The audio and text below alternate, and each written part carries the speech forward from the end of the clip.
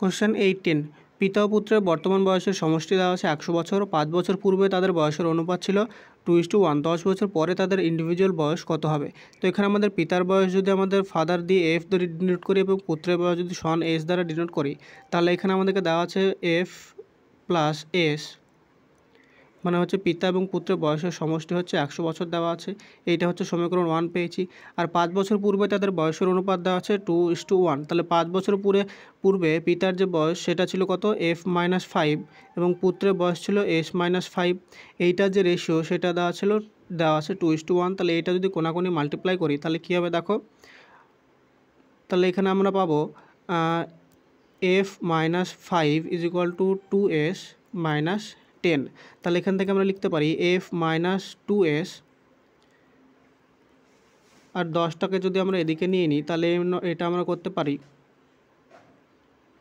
-5টা এদিকে গেলে +5 হয়ে যাবে। তাহলে এখানে আমাদেরকে -5 থাকবে। তাহলে এইটা আমরা একটা সমীকরণ পেলাম যেটা হচ্ছে f-2s ইজ ইকুয়াল টু -5।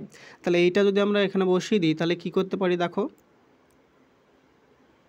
তাহলে একটা সমীকরণ আমাদের প্রথমে ছিল f plus S is equal to 100 এবং দ্বিতীয় সমীকরণ আমরা পেলাম f-2s ইজ ইকুয়াল টু আমরা পেয়েছি কত?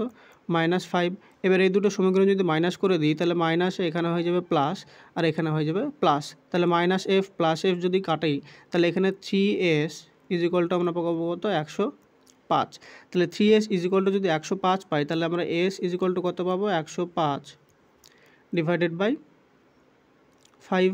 তাহলে 105 ডিভাইডেড বাই 3। তাহলে এইটা যদি কাটাকাটি করি তাহলে এইটা পাবো 3 3 9 আর 3 5 হচ্ছে 15। তাহলে যে আমরা যে পুত্র অর্থাৎ সনের যে বর্তমান বয়স পেলাম সেটা পেলাম 35 বছর।